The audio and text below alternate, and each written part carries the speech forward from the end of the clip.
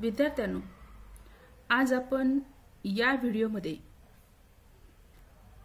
SSC board exam 2023 या वर्षीचे इंग्लिशची activity sheet 80 गुणांची सोडवणार आहोत। Section 1 language study 10 marks. Question number 1A do as directed attempt any 8 marks. या ठिकाणी फक्त आपल्याला 4 क्वेश्चन सोडवायचे आहेत। मी सर्व दिलेले क्वेश्चन सोडवले असले तरी सूचना तिथे तुम्ही लक्षात ठेवायची आहे। Number 1 complete the following words by using correct letters. म्हणजे खाली दिलेले शब्द अचूक असे लेटर वापरून आपल्याला पूर्ण करायचे आहेत। Number 1 people PEOPLE, number 2 match MATCH, number 3 house HOUSE, and number 4 adult ADULT. Question number 2 put the following words in alphabetical order. Alphabetical order म्हणजे A to Z नुसार वर्णानुक्रमी। या ठिकाणी 4 शब्द दिलेले आहेत। ABCD तुम्ही स्वतःच्या मनामध्ये बोलून त्या शब्दांचा क्रम लक्षात घ्यायचा आहे। Discuss, leader, present, survive. Number 2 light, loyal, luck, large. या ठिकाणी मुलांनो 4ही शब्द या लेटर पासून दिलेले असले तरी आपण जेव्हा अल्फाबेटिकल ऑर्डरचा विचार करतो तेव्हा त्यानंतरच्या दुसऱ्या लेटरचा विचार करून A to Z नुसार ते शब्द आपण अल्फाबेटिकली लिहायचे आहेत। या ठिकाणी योग्य क्रम आहे large, light, loyal, luck. Question number 3 punctuate the following sentences. Well I wish you luck sed Sitaram.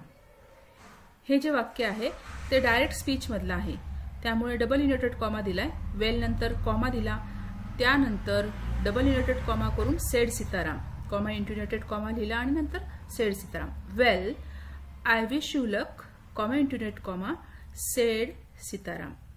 Number 2 what's your name little one asked the teacher. हे सुद्धा डायरेक्ट स्पीच मधलं सेंटेन्स आहे। व्हॉट्सला इथे ॲपोस्ट्रॉफी एस लावलाय। व्हॉट्स युअर नेम लिटिल वन हा प्रश्न आहे म्हणून इथे क्वेश्चन मार्क दिलाय। कॉमा इंटू इन्व्हर्टेड कॉमा देऊन आस्क्ड द टीचर आणि शेवटी फुल स्टॉप द्यायला विसरायचं नाही। Number 4 make 4 words minimum of 3 letters each using the letters in the word। म्हणजे आपल्याला कमीत कमी 3 लेटर पासून तयार झालेले अर्थपूर्ण शब्द आपल्याला इथे बनवायचे आहेत। तुम्ही जर 2 लेटर पासून बनवलेला एखादा शब्द लिहिला तर त्यात तुमचे गुण 100% जाणार। कमीत कमी 3 लेटर। इथे बघा bench, mark, hark, March, name. म्हणजे आपण लेटर उलटे सुलटे करून तो शब्द अर्थपूर्ण आहे का असेल तर तो इथे लिहू शकतो आणि आपण गुण मिळवू शकतो। फक्त आपल्याला मिनिमम 3 लेटर्स त्यामध्ये असले पाहिजेत।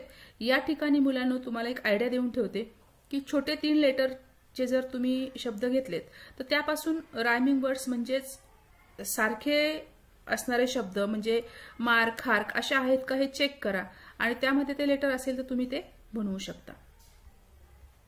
Number 5 right the related words as shown in the example.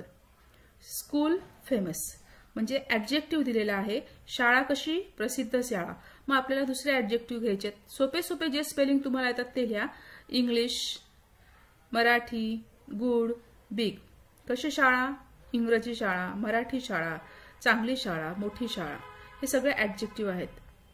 Question number 6 complete the word chain of verbs add 4 words each beginning. आपल्याला इथे वर्ड चेन करायची आणि ती पण व्हर्बची।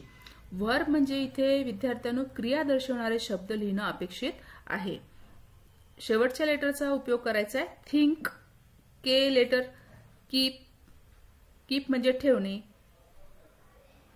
पी लेटर आले पुट, पुट म्हणजे सुद्धा ठेवणे। टी लेटर आलं टेल म्हणजे सांगणे। एल लेटर शेवट आहे. लाफ म्हणजे हसणे. Do as directed. Question number 1. Attempt anyone. विद्यार्थ्यांनो, या ठिकाणी तुम्हाला ए आणि बी असे 2 प्रश्न दिलेले आहेत. त्यापैकी तुम्हाला एक सोडवायचा आहे. कंपल्सरी 1 आणि 2 मधले एक प्रश्न सोडवले तरी तुम्हाला 2 मार्क्स मिळणार आहेत. Make meaningful sentence by using the phrase to look after. To look after ही फ्रेज आपल्या वाक्यामध्ये तुम्हाला वापरून अर्थपूर्ण वाक्य तयार करायचे. She stays home to look after her sick mother. तिच्या आजारी आईची काळजी घेण्यासाठी ती घरी थांबते. टू लुक आफ्टर म्हणजे ची काळजी घेणे. B. Add a clause to the following sentence to expand it meaningfully. या ठिकाणी जे वाक्य दिलेले आहे त्यामध्ये क्लॉज ऍड करायचा आहे. I selected 3 poems which were very interesting. मी क्लॉज ऍड केलेला आहे विच वेअर व्हेरी इंटरेस्टिंग. या ठिकाणी कोऑर्डिनेटिंग कंजंक्शन किंवा सबऑर्डिनेटिंग कंजंक्शन घेणं खूप महत्वाचं आहे. त्याशिवाय आपला क्लॉज होऊ शकत नाही. Question number 2. Attempt anyone. Add a prefix or suffix to make a new words. Courage, courageous. Wonder, wonderful. मी दोन्ही या ठिकाणी सफिक्स लावलेले आहेत. सफिक्स म्हणजे दिलेल्या लेटरच्या पुढे जर दिलेल्या शब्दाच्या पुढे जर आपण लेटर ऍड केले तर त्याला आपण सफिक्स म्हणतो आणि दिलेल्या शब्दाच्या पूर्वी जर आपण लेटर ऍड केले तर त्याला प्रिफिक्स म्हणतो. या ठिकाणी दोन्ही सफिक्स आहेत. B. Make a meaningful sentence using any one of the following words. दिलेले जे 2 शब्द आहेत त्यापैकी कुठलाही एक शब्द आपल्या वाक्यामध्ये वापरायचा आहे. Courage. She face her fears with courage. तिने तिच्या भीतीला धैर्याने सामोरी गेली. Wonder. I wonder why the sky is blue. मला आश्चर्य वाटतं, मला नवल वाटतं की आकाश हे निळच का आहे. इथे मी प्रश्न विचारलाय. कुठल्याही प्रकारचं तुम्ही वाक्य करू शकता. सेक्शन 2. Textual passage 20 marks. इथे आपल्याला आपल्या टेक्स्टबुक मधले 2 पॅरेग्राफ कॉम्प्रिहेन्शनसाठी दिलेले आहेत. आता हा जो पॅरेग्राफ दिलेला आहे, Mrs Shrivastava had to do some shopping, हा आपल्या टेक्स्टबुक मधील आहे. त्यामुळे मी इथे समजून सांगणार नाही, डायरेक्ट तुम्हाला क्वेश्चन्सचे आन्सर देणार आहे. Number 1. Mrs Shrivastava had to do some shopping. Mrs श्रीवास्तवांना काही शॉपिंग करायची होती. True. Number 2. A large shady tamarind tree grew at one end of the bazaar. म्हणजे बाजाराच्या अगदी टोकाला एका कडेला खूप मोठे चिंचेचे झाड होते. ट्रू. आपण जेव्हा लेसन शिकत होतो तेव्हा जर तुम्ही काळजीपूर्वक लक्ष दिलेलं असेल तर तुम्हाला ते उत्तर पटापट लक्षात येतात. चूक आहे की बरोबर आहे. Number 3. Mrs Bhushan was fanning herself with a small handkerchief. False. इथे लार्ज हँडकरशिप असं दिलेलं आहे आपल्या पॅसेजमध्ये, म्हणून हे वाक्य फॉल्स आहे, चुकीचं आहे.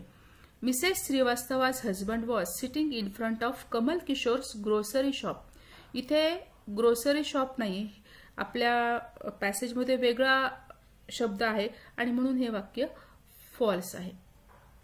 विद्यार्थ्यांनो, तुम्हाला फक्त एक छोटीशी सूचना इथे द्यायची आहे.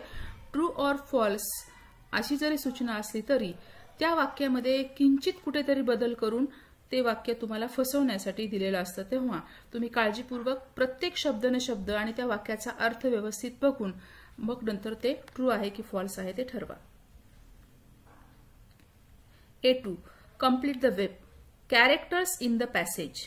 इथे बघा, इथे तुम्ही गोंधळून जाऊ शकता. कॅरेक्टर्स इन द पॅसेज म्हणजे तुम्हाला आलेले पात्रांची नावे इथे लिहायची नाहीयेत की फॉर एक्झाम्पल नथू किंवा आणखी श्रीवास्तवा, मिसेस श्रीवास्तवा, मिसेस भूषण, कमल किशोर असे पात्र लिहायचे नाहीत. कारण इथे आपल्याला त्यांनी जो बॉक्स दिलाय त्या बॉक्समध्ये कुक असं दिलेलं आहे. म्हणजे आपल्याला ऍक्शन सांगायचे, त्या कॅरेक्टर कुठल्या ऍक्शन करतात ते लिहायचे. मग इथे मी दुसऱ्या ऍक्शन लिहिलेल्या आहेत बघा. Shopping, talk, photography, sweep. A3. Complete the following sentences by using the correct form of the phrases from the bracket. म्हणजे आपल्याला इथे 4 फ्रेजेस दिल्यात आणि त्या 4 फ्रेजेस 4 वाक्यामध्ये भरायच्या आहेत. टू कंप्लेन ऑफ म्हणजे ची तक्रार करणे, ॲट द एंड ऑफ म्हणजे अगदी टोकाला, टू सेट आउट फॉर म्हणजे निघणे आणि इन सर्च ऑफ म्हणजे च्या शोधात. वाक्याच्या अर्थ कसा आहे त्यावरून त्या फ्रेज आपण फिलअप करू. There is an old Shiv temple at the end of the village. The traveller set out early in the morning for the tour. The people in popular colony complain of irregular supply of water in their area. Number 4. The farmer left his farm in search of his lost cow. विद्यार्थ्यांनो, मी जी तुम्हाला ग्रामरची taste दिलेली आहे 2023 SSC board exam, त्यामध्ये मी हे 4ही वाक्य तुम्हाला व्यवस्थित explain करून सांगितलेले आहेत. तुम्ही ती ग्रामरची टेस्ट जरूर बघा. A4. Do as directed. Mrs. Srivastava had to do some shopping. Pick out the infinitive. Infinitive म्हणजे टू आणि क्रियापदाचं पहिलं रूप म्हणजे उत्तर आहे to do. Number 2. I heard a complaint. Begin the sentence with a complaint. Complaintनी आपल्या वाक्याची सुरुवात करायची म्हणजे हे वाक्य चेंज द व्हॉइसचं आहे. A complaint was heard by me. Number 5. Do you like online shopping? Why? तुम्हाला ऑनलाईन शॉपिंग करायला आवडते का? वाय. यामध्ये आपण yes I like online shopping असं उत्तर लिहिलं तरी आपल्याला 1 मार्क मिळणार आहे. आणि वायचं तुम्हाला कारण वेगवेगळं तुम्ही तुमचं पर्सनल सांगू शकता. Yes I like online shopping because it is easy and save times. मला ऑनलाईन शॉपिंग आवडते कारण ती खूप सोप्या पद्धतीने करता येते आणि वेळ वाचतो. I can buy things from home and find good deals. म्हणजे मी त्या वस्तू घरी बसून खरेदी करू शकते म्हणून मला ऑनलाईन शॉपिंग आवडते. Read the following passage. आता हा दुसरा टेक्स्च्युअल पॅसेज आहे. यामध्ये जो पॅसेज दिलेला आहे तो मीनाबद्दल दिलेला आहे. हा पॅसेज सुद्धा मी इथे समजून सांगणार नाही, तुम्हाला डायरेक्ट क्वेश्चन्स त्याचे अर्थ आणि आन्सर्स सांगणार आहे. B1. Complete the following table. Utterance who said to whom. Meena, did you know Rakesh has come first in his school. हे वाक्य कोणी बोललं आणि कोणाला बोललं. वाक्याचा अर्थ काय आहे? मीना, तुला माहितीये का की राकेशचा शाळेमध्ये पहिला नंबर आलाय. हे रायटरनी मीनाला बोललेलं वाक्य आहे म्हणून हू सेडच्या ठिकाणी रायटर आणि कोणाला बोलले तर मीनाला बोलले.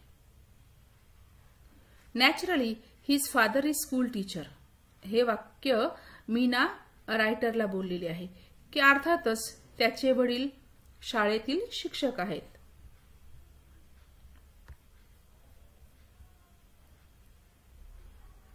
Describe Meena's character. या ठिकाणी आपल्याला मीनाचं कॅरेक्टर डिस्क्राइब करायचं आहे. तर तुम्ही या ठिकाणी लिहू शकता की Meena is a LIC officer earning a good salary. She was forever unhappy. She always spread her gloom and cynicism to others. She had never anything positive to say on any subject or about any person. म्हणजे यातले तुम्ही describing sentences 4 लिहिलेत तरी आपण मीनाचं description केलेलं आहे. B3. Find from the passage the antonyms of. विरुद्धार्थी शब्द आपल्या पॅसेज मधलेच घ्यायचेत. Bad, good, happy, unhappy, never, forever, optimistic, pessimistic. Optimistic म्हणजे आशावादी आणि पेसिमिस्टिक म्हणजे निराशावादी. हे 4ही शब्द पॅसेजमध्ये आलेले आहेत. B4. Do as directed. Shweta is very beautiful girl. Make it exclamatory. What a beautiful girl Shweta is. आहे म्हणून व्हॉटनी सुरुवात केली आहे, ऍडजेक्टिव्ह घेतले, वाक्याची रचना एक्सक्लेमेटरी प्रमाणे घेतली, शेवटी उद्गारवाचक चिन्ह दिले. हे वाक्य सुद्धा मी ग्रामर टेस्टमध्ये समजून सांगितलेले आहेत. Number 2, Meena is an LIC officer. Frame WH question to get the underline part as an answer. And LIC officer हे आपल्या प्रश्नाचं उत्तर येईल असा प्रश्न बनवायचा आहे. इथे जेव्हा व्यवसाय विचारलेला असतो तेव्हा आपण व्हॉट WH वर्ड घेतो. व्हॉट इज मीना असा साधा प्रश्न इथे तयार होईल. If you have a friend like Meena, what would be your attitude towards हर. जर तुम्हाला मीनासारखी मैत्रीण असती तर तुमचा तिच्यासोबत कसा ॲटिट्यूड असेल. If I have a friend like Meena, I stay away from her because she always spread her pessimistic attitude towards other. म्हणजे काय तर जर मला मीनासारखी मैत्रीण असती तर मी नेहमीच तिच्यापासून दूर राहिले असते, कारण ती तिची निराशा दुसऱ्या व्यक्तींकडे नेहमीच पसरवत होती. Section 3, Poetry 10 marks. Choose the correct word from the bracket and complete the sentences. ही कविता आपल्याला टेक्स्टबुक मधली दिलेली आहे. त्या कवितेवरून इथे क्वेश्चन्स दिलेत. मी डायरेक्ट क्वेश्चनचे आन्सर सांगणार आहे. The girl on the bus wore a crutch. Number 2, the lad seemed so calm. The poet stopped to buy some sweets. The poet warned the god to forgive him when he whines. Whines म्हणजे तक्रार करणे. Complete the following web. The girl on the bus was and had. Lovely was the girl on the bus. Silken hair was the girl on the bus. आता याच्या पुढे बघा. The girl on the bus had one leg. The girl on the bus had or crutch. म्हणजे या ठिकाणी आपण दिलेल्या कवितेमधून लक्षात घेऊ शकतो की पहिले जे वाक्य आहेत ते वॉजनी दोन्ही भूतकाळातले वाक्य आहेत. सिंपल पास्ट टेन्स आणि ते पास्ट परफेक्ट टेन्स साठी वापरलेले आहेत. आणि कवितेमध्ये सुद्धा हॅडच्या पुढे वन लेग आणि ओर क्रच दिलेलं आहे. Number 3, write the rhyming words for the following from the text. Rhyming words लिहायचेत. Hair, fair, mine, wine. यानंतर टीनएजर्स प्रेयर या कवितेचं ॲप्रिसिएशन आपल्याला करायचंय. Title a teenager's prayer.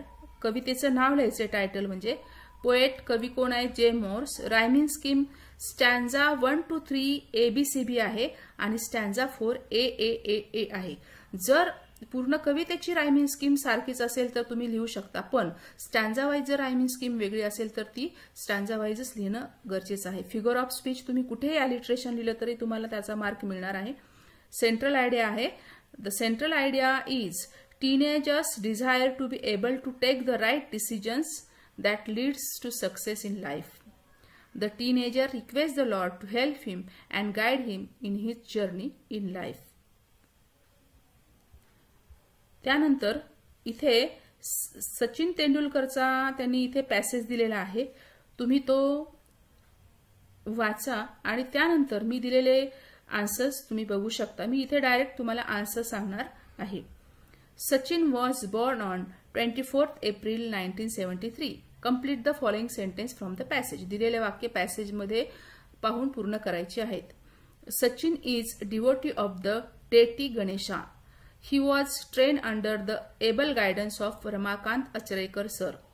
He made debut on 15 November 1989. Complete the web. Awards that Sachin received during his cricket career.